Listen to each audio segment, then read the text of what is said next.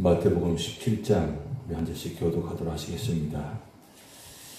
엿새 후에 예수께서 베드로와 야고보와 그 형제 요한을 데리시고 따로 높은 산에 올라가셨더니 그들 앞에서 변명되사 그 얼굴이 해같이 빛나며 꽃이 빛과 같이 희어졌더라. 그때에 모세와 엘리야가 예수와 더불어 말하는 것이 그들에게 보이거늘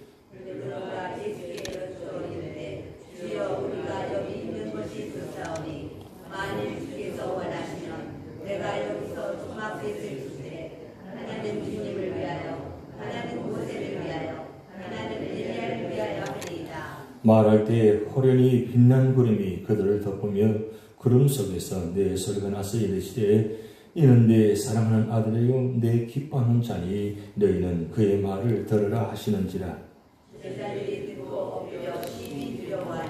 예수께서 나와 그들에게 손을 대시며 이르시되 일어나라 두려워하지 말라 하시니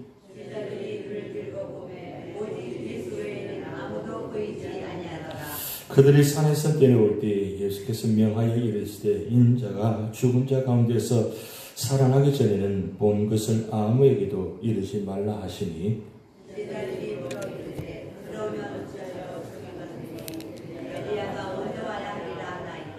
예수께서 대답하여 이르시되 엘리야가 과연 먼저 와서 모든 일을 회복하리라.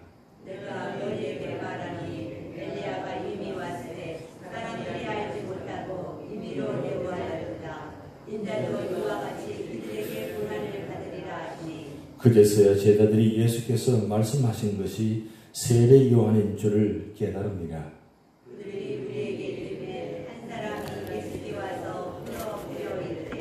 주여 내 아들을 불쌍히 여기소서. 그가 간질로 심히 고생하여 자주 불에도 넘어지며 물에도 넘어지는지라.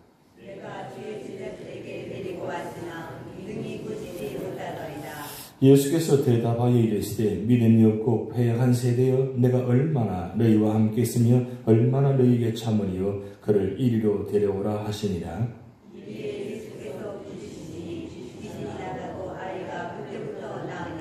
이때에 제자들이 조용히 예수께 나와 이르되 우리는 어찌하여 쫓아내지 못하였나이까.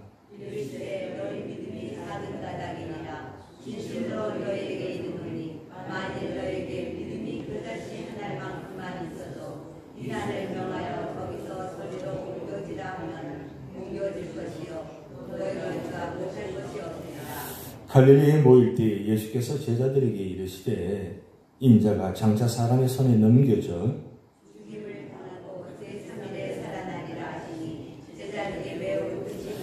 가버나움에 이르니 반세겔 받는 자들이 베드로에게 나와 이르되 너의 선생은 반세겔을 내지 아니하느냐.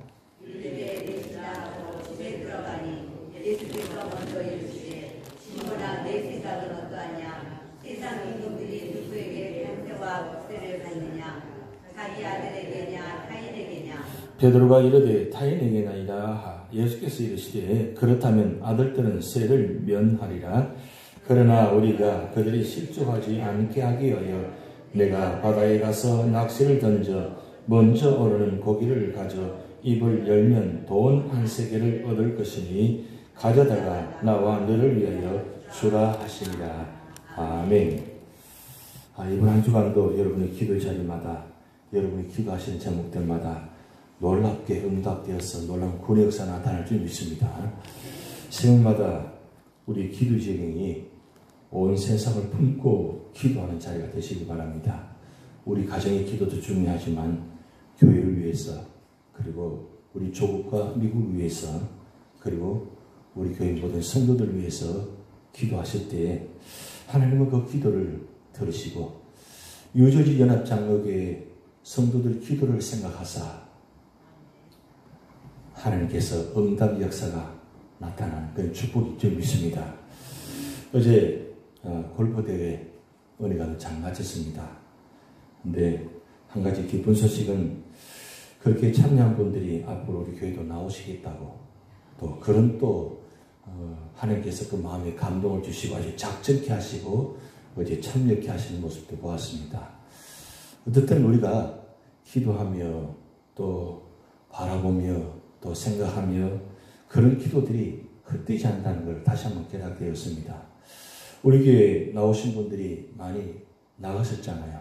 그분들 사실 이 고향 교회인 이 교회를 잊지 못합니다. 언제나 우리 교회를 늘 생각합니다. 몸은 다른 데 가 있지만 마음과 생각은 늘 여기 와 있는 것 같아요.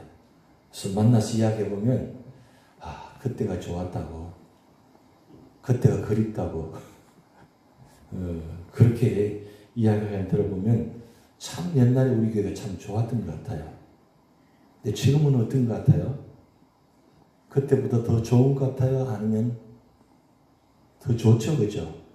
옛날보다 더 좋고 점점 더 나아지는 교회, 더 은혜 서는 교회, 그런 교회가 될 때에 나가서 그분들이 자랑스러운 거예요. 유저지 연합장로교 출신을 자랑스럽게 생각하는 겁니다.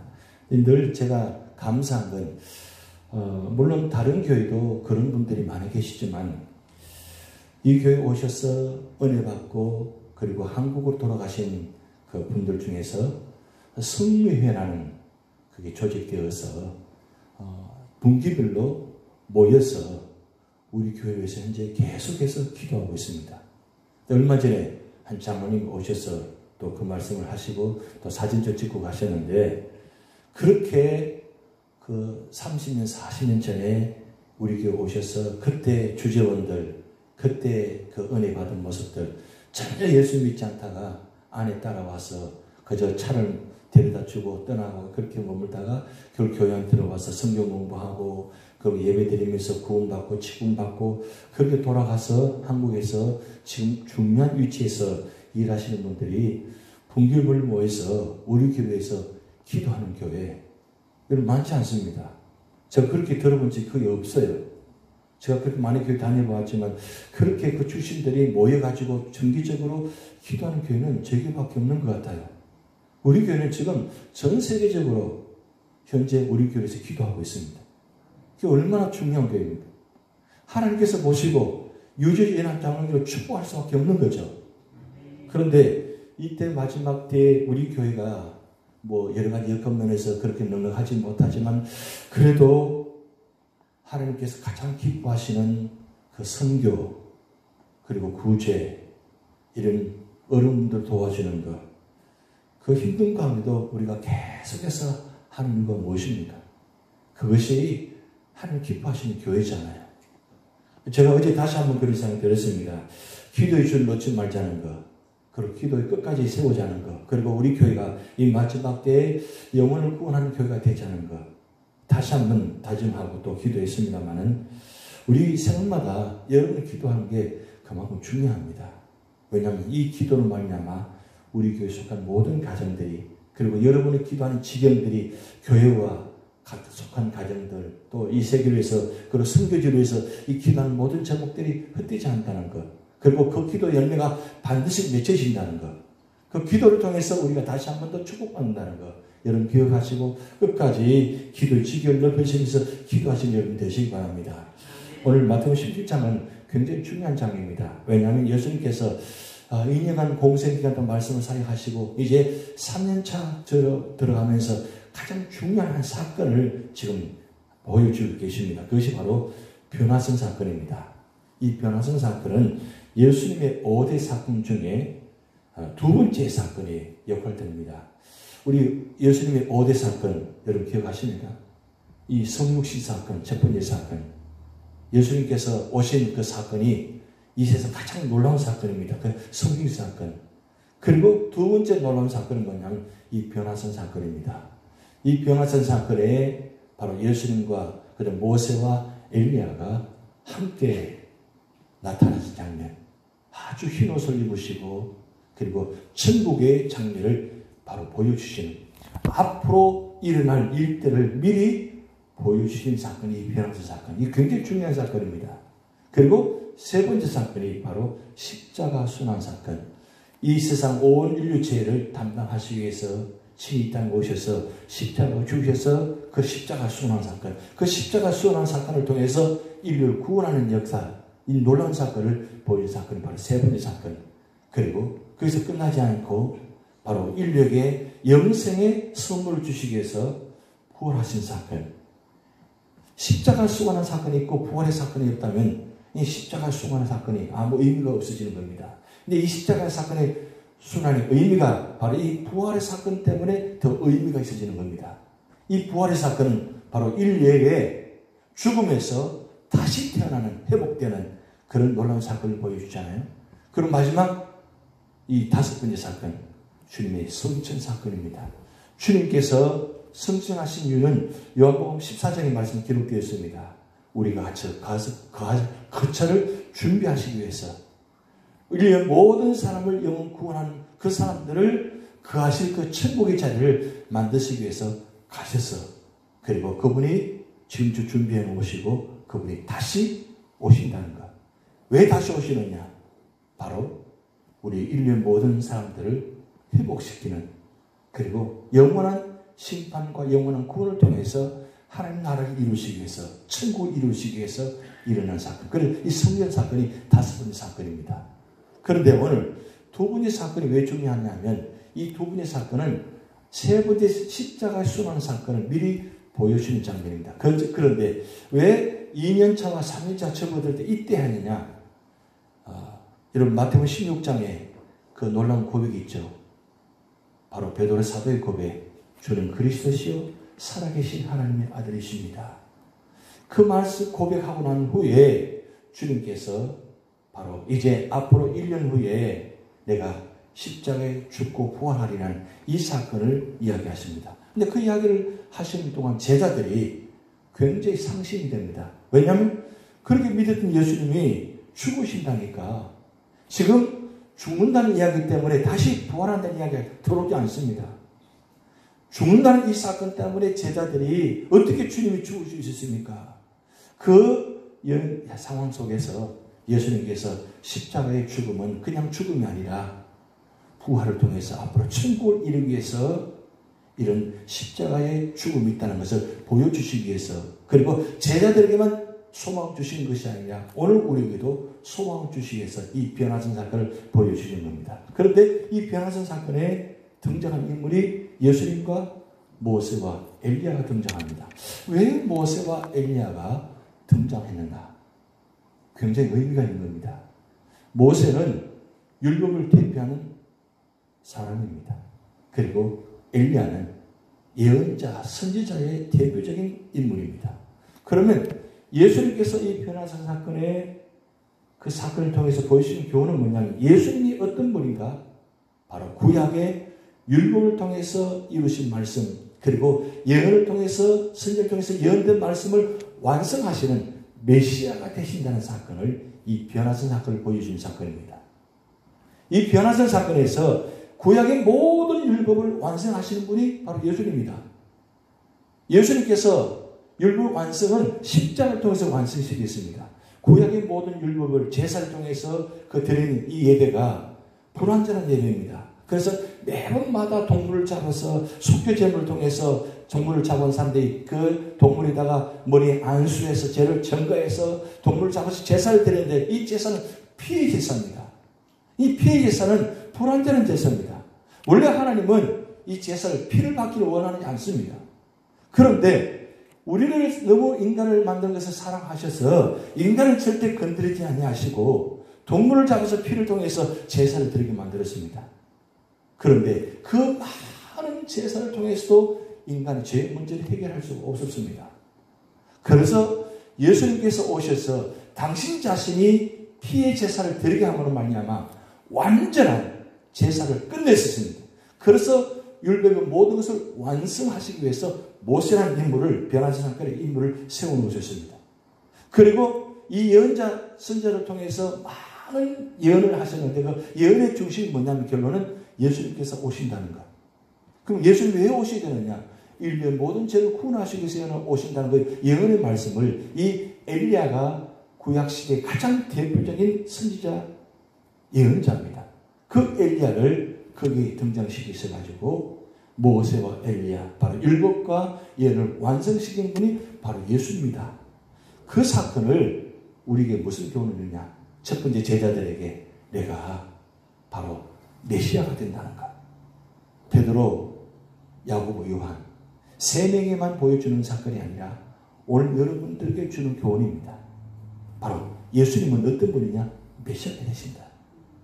인류의 모든 죄를 구원하실 뿐만 아니라 나까지도, 나도 구원받게 해주시는 메시아가 되신다. 그래서 예수님은 온 인류의 메시아가 되신다고 너무 거리가 멀어요. 나의 메시아가 되신다는 것. 나를 구원하시는 그분이 메시아가 되신다는 것. 그걸 말씀하실 뿐만 아니라 그 변화선 사건에서 그 사건만 보여주시는 것이 아니라 하늘문을 여시고 하나님께서 직접 예수님께서 어떤 분인가를 말씀하셨습니다. 이 말씀은 예수님께서 요단강에서 세례 받으실 때 한 번 말씀하시고 또 두 번째 말씀하신 장면입니다. 그 장면이 보세요. 오늘 말씀이 나타났죠. 5절 말씀에 이는 내 사랑하는 아들이요 내 기뻐하는 자니 너희는 그의 말을 들으라 하시는지라. 이는 내 사랑하는 아들이요. 예수님이 어떤 분인가? 바로 하나님의 아들이라는 거예요. 하나님의 아들이라는 거예요. 여러분 베드로가 주는 그리스도시요 살아계신 하나님의 아들님이라고 고백했잖아요. 그런데 베드로는 자기 의지로 고백한 게 아니에요. 하나님 아버지께서 베드로에게 마음을 감동시키시고 자기도 모르게 고백했어요. 저는 그런 생각이 들었어요. 나도 모르고 고백할 때 주님 그리스도 살아계신 하나님의 아들이라고 고백할 수 있는 믿음이 있잖아요.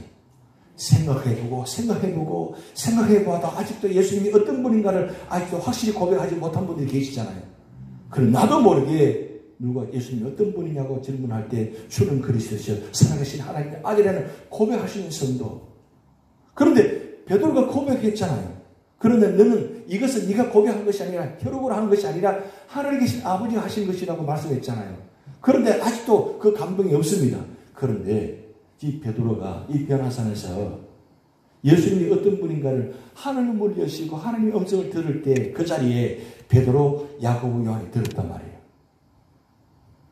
그러면 이 베드로의 마음이 어떨까요? 베드로가 얼마나 놀랐겠어요.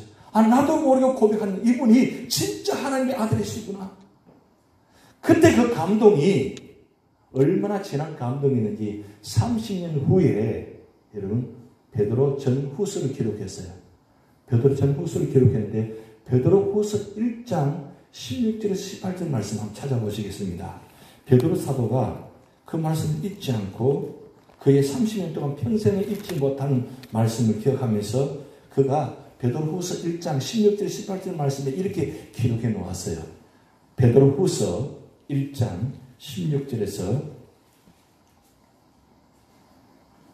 18절 말씀 우리 다 같이 합독합니다. 시작. 우리 주 예수 그리스도의 능력과 강림하심을 너희에게 알게 한 것이 교모에 만든 이야기를 따는 것이 아니요 우리는 그의 크신 위엄을 친히 본 자라 지극히 큰 영광 중에서 이러한 소리가 그에게 나기를 이는 내 사랑하는 아들이요 내 기뻐하는 자라 하실 때 그가 하나님 아버지께 존귀와 영광을 받으시느니라. 이 소리는 우리가 그와 함께 거룩한 산에 있을 때에 하늘로부터 나는 것을 들은 것이라. 놀랍지 않습니까? 이 받은 은혜가 얼마나 감동이 컸는지 그의 평생을 이 말씀을 마음속에 사모하고 말씀을 갖고 있는 거예요. 주님은 바로 메시아가 되신다는 것. 그리고 그분이 바로 하나님의 아들이라는 것. 그때 변화산에서 들었던 음성이 30년 동안을 한결같이 이 말씀을 바라보게 하고 주님을 바라보게 하고 주님을 의지하고 그 말씀 때문에 베드로 사도는 복음을 전하면서 결국 마지막 십자가에 순교를 당하는데 내가 어떻게 주님처럼 순교당할 수 있습니까? 나는 그렇게 당할 수 있는 자격이 없는 사람입니다. 그러면서 십자가에서 거꾸로 나는 순교당하면 그렇게 의지로 마지막 순교당했잖아요. 근데 중요한 건 변화산에서 그 들었던 음성이 그의 평생 같다는 사실이에요. 전 바라옵기는 새벽 제단에 예배 드린 여러분, 이 자리가 변화산의 자리가 되기를 바랍니다. 말씀을 들을 때, 기도할 때, 이는 내 사랑하는 아들이요, 내 기뻐하는 자라. 이 말씀을 예수님께만 하시는 것이 아니라 오늘 나에게 너는 내 사랑하는 아들이야. 내 기뻐하는 자야. 두려워하지 말라고, 걱정하지 말라고, 염려하지 말라고. 너는 내 사랑하는 아들이라고, 내 기뻐하는 자라고. 여러분, 예수님께만 해당되는 말씀이 아니에요. 로마서 8장 29절 30분 말씀 보면 예수님을 맏아들이 되게 하셨다 그랬어요. 예수님 맏아들이 되시는 우리는 누구예요?